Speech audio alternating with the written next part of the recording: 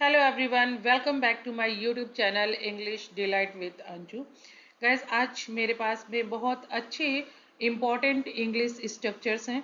So last तक video में बने रहिए और ये स्ट्रक्चर आप स्पोकन इंग्लिश में बहुत अच्छे से यूज़ कर पाएंगे आज का वीडियो देखने के बाद में। गाइस, ये वीडियो अगर आपको पसंद आए तो प्लीज़ लाइक कीजिए और कमेंट में अपना फीडबैक दीजिए। अगर चैनल पे नए हैं तो सब्सक्राइब कर लीजिए। चलिए स्टार्ट करते हैं आज का वीडियो। फर्स्ट है गाइस, रिलैक्टेंट टू। रिलैक्ट गाइस आपने सुना होगा, रिलैक्टेंटली एक एडवर्ब के रूप में यूज होता है। उसका मतलब होता है कि अनिच्छा से, ना चाहते हुए। तो यहाँ पे है रिलैक्टेंट टू, मतलब किसी चीज के लिए अनिच्छुक। रिलैक्टेंट टू, देखिए यूज क्या है, जब कोई व्यक्ति किसी चीज को करने से अनिच्छुक है, मतलब मना करता है और उसको अनिच्छा से वो काम करना होता है, तो वहां पे आप रिलैक्टेंटली यूज करते हैं कि अनिच्छा से किया जाने वाला काम। इसका जो स्ट्रक्चर है वो है सब्जेक्ट प्लस इज और आर, उसके बाद रिलैक्टेंट टू और वर्ब। चलिए इसका एग्जांपल्स देखते हैं। He is reluctant to share his secrets. वो अपने राज बताने में अनिच्छुक है। सेकेंड एग्जाम्पल है, she was reluctant to go on stage. वह मंच पर जाने में अनिच्छुक थी। तो यहाँ पे आपका is am are was verb according to tense use होगा। थर्ड एग्जाम्पल है, they are reluctant to accept the offer. वे प्रस्ताव स्वीकार करने में अनिच्छुक हैं। Fourth example, he is reluctant to apologise. वह माफी मांगने में अनिच्छुक है, मतलब इच्छा से उनको माफी मांगना नहीं है, माफी मांगने के लिए बिल्कुल भी इच्छुक नहीं है। फिफ्थ एग्जाम्पल है, I was reluctant to trust him again. मैं उस पर दोबारा भरोसा करने में अनिच्छुक हूँ, मतलब करना नहीं चाहता हूँ। तो ये गाइस था रिलैक्टेंट टू, और उसके बाद आपकी वर्ब की फर्स्ट फॉर्म आएगी। नेक्स्ट है guys, hesitant to. Hesitant to, hesitate आपको पता है कि हेजिटेट मीन्स होता है कि झिझक, आप झिझक होता है या संकोच करना होता है, हेजिटेट। और इसको इन्फिनिटिव टू के साथ यूज करेंगे। हेजिटेंट टू मीन्स झिझक महसूस करना या संकोच करना। इसको यूज किया है जब कोई व्यक्ति किसी चीज के लिए हिचकिचाता हो। स्ट्रक्चर है इसका guys, subject plus is are और उसके बाद हेजिटेंट और उसके बाद वर्ब। फर्स्ट एग्जांपल है, he is hesitant to speak in public. वह सार्वजनिक रूप से बोलने में संकोच करता है। सेकेंड एग्जांपल है, he is hesitant to ask for help. वह मदद मांगने में हिचकिचाती है। Third example, they were hesitant to invest in the project. वे इस प्रोजेक्ट में निवेश करने से झिझक रहे थे। फोर्थ एग्जाम्पल है, I am hesitant to make a decision. मैं निर्णय लेने में संकोच कर रहा हूँ। Fifth example, he is hesitant to take the first step. वह पहला कदम उठाने में संकोच कर रहा है। इंक्लाइंड, इंक्लाइंड टू, इसका मतलब होता है झुकाव होना या प्रवृत्ति का होना। इंक्लाइंड यूज क्या है, जब कोई स्वभाव या आदत के कारण कुछ करने की ओर झुका हो, मतलब उसको उसका स्वभाव ही हो उस तरीके का जिसके कारण उसको कुछ करना पड़ रहा हो, तो वो है इंक्लाइंड टू। इसका स्ट्रक्चर है सब्जेक्ट प्लस इज आर और उसके बाद इंक्लाइंड टू और प्लस वर्ब। जैसे कि he is inclined to believe anything. वह किसी भी चीज पर विश्वास करने की प्रवृत्ति रखता है। सेकेंड एग्जाम्पल है, she is inclined to trust people easily. वह लोगों पर जल्दी भरोसा करने की प्रवृत्ति रखती है। मतलब उसका नेचर क्या है, इंक्लाइंड क्या है कि वो जल्दी किसी पे भरोसा कर लेता है। थर्ड एग्जाम्पल है they are inclined to argue a lot. उनका कैसा नेचर है, आर्ग्यू करने का। वो कैसे इंक्लाइंड है, आर्ग्यू करने की प्रवृत्ति है, मतलब नेचर है उनका इंक्लाइंड टू, उस चीज में है वो इंक्लाइन है। फोर्थ है I am incline to agree with you. मैं तुमसे सहमत होने की प्रवृत्ति रखता हूँ। फिफ्थ है he is incline to take necessary risk. वह अनावश्यक जोखिम लेने की प्रवृत्ति रखता है। सपोज टू, इसका मतलब है ऐसा माना जाता है या करना चाहिए।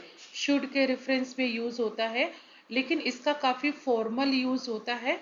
और जब एक्सप्रेशन ऐसे आते हैं कि उम्मीद की जाती है या ऐसा माना जाता है या आपसे ऐसी अपेक्षा की जाती है, वहां पे सपोज टू का यूज होता है।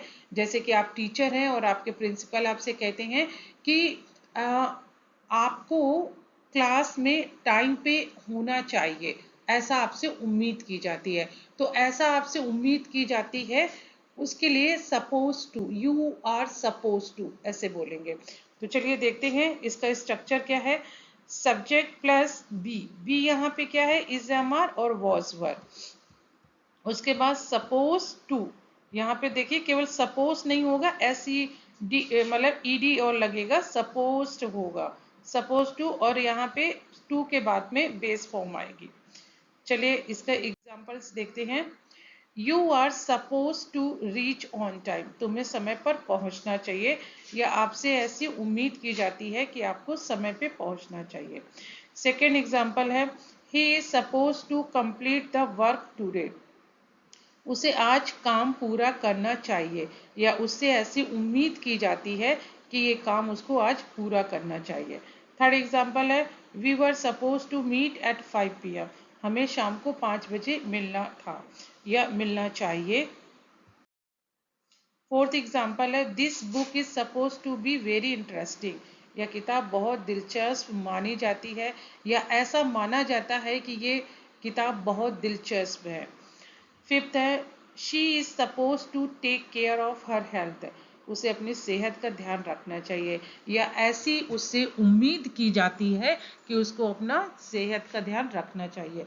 सिक्स एग्जाम्पल है it was suppose to rain today. आज बारिश होने की संभावना थी। तो जब इस तरीके का आपका कोई भी एक्सप्रेशन हो कि ऐसा माना जाता है, ऐसा होना चाहिए, ऐसी उम्मीद की जाती है, ऐसी संभावना है, वहां पे आप लगाएंगे सपोज टू, और इसमें आपका is am are was were use होगा और सपोज टू के बाद आपकी बेस फॉर्म आएगी वर्ब की। चलिए नेक्स्ट देखते हैं।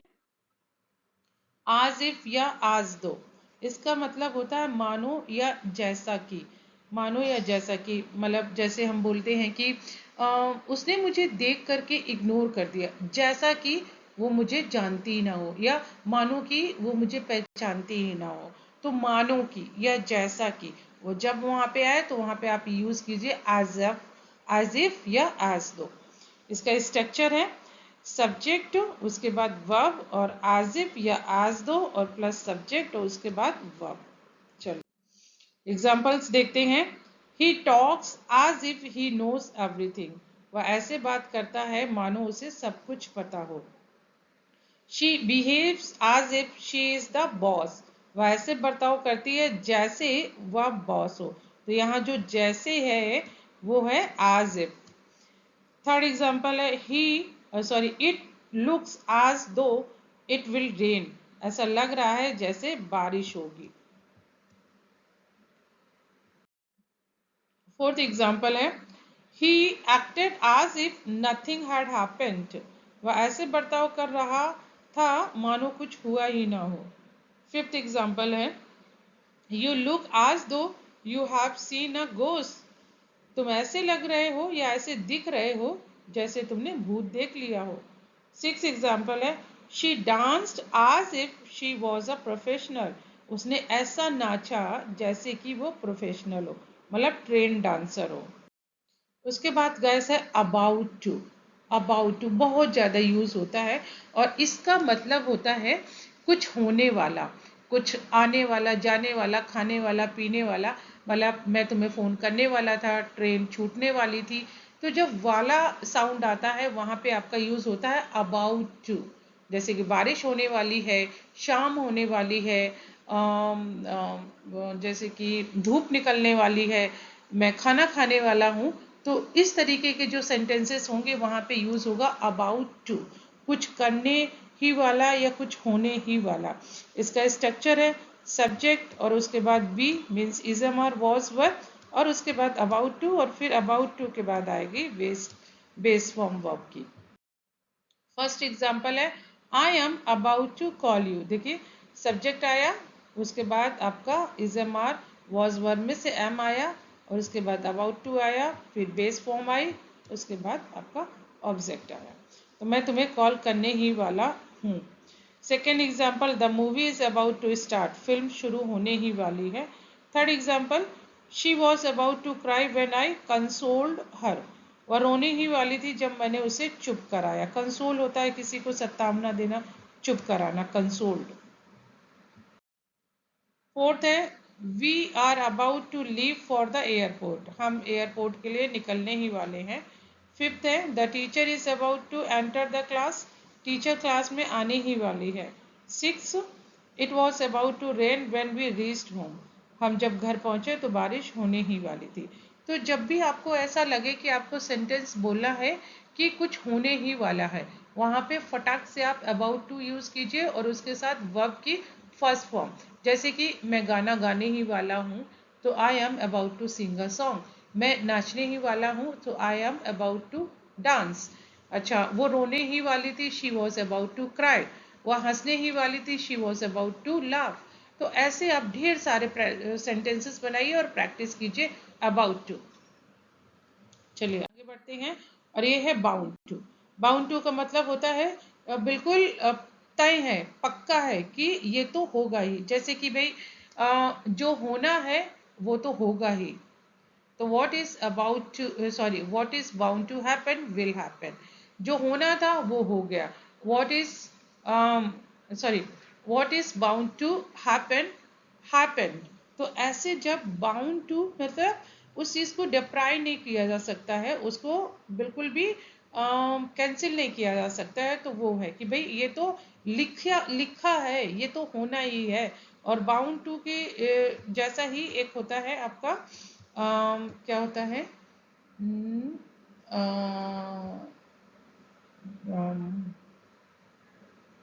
डेस्टिन टू होता है। डेस्टिन, डेस्टिन्ड मतलब बिल्कुल भी उसको टाला नहीं जा सकता है। तो स्ट्रक्चर है इसका सब्जेक्ट और प्लस आपका is am are was were आएगा और बाउंड टू आएगा और उसके बाद बेस फॉर्म आएगा। गाइज यहाँ देखिएगा जहाँ भी टू आ रहा है तो उसके बाद आपका बेस फॉर्म ही आएगा। He is bound to succeed, वह निश्चित रूप से सफल होगा। सेकेंड है you are bound to feel tired after the trip, यात्रा के बाद तुम्हें थकान महसूस होगी ही। मतलब ये तय है कि भाई जब आप ट्रैवल करोगे तो थकान तो होगी ही होगी, इस चीज़ को कोई मना नहीं कर सकता है। तो ये बाउंड है, मतलब होना ही है। थर्ड एग्जाम्पल है she was bound to get emotional, वह भावुक हो ही जाती है, उसका ये नेचर है। Mistake are bound to happen, गलतियां होना तय हैं। भाई जब कुछ करोगे तो गलतियां तो होंगी ही। Mistakes are the part of doing something. So fifth है this decision is bound to create controversy, मतलब ये जो डिसीजन आना था इसके बाद कुछ ना कुछ विवाद छिड़ना था, तो ये बाउंड टू था, यह निर्णय विवाद खड़ा करेगा ही करेगा। सिक्स है you are bound to love this movie, या तुम्हें मूवी पसंद जरूर आएगी ही आएगी। तो ये गाइस है बाउंड टू, मतलब ये तो तय है, पक्का है, होना ही है। जैसे ये तो होना ही है या ये तो होना ही था, it was bound to happen, ऐसा तो होना ही था भाई, या होना ही है, it is bound to happen. तो ये गाइस था बाउंड टू हैपन।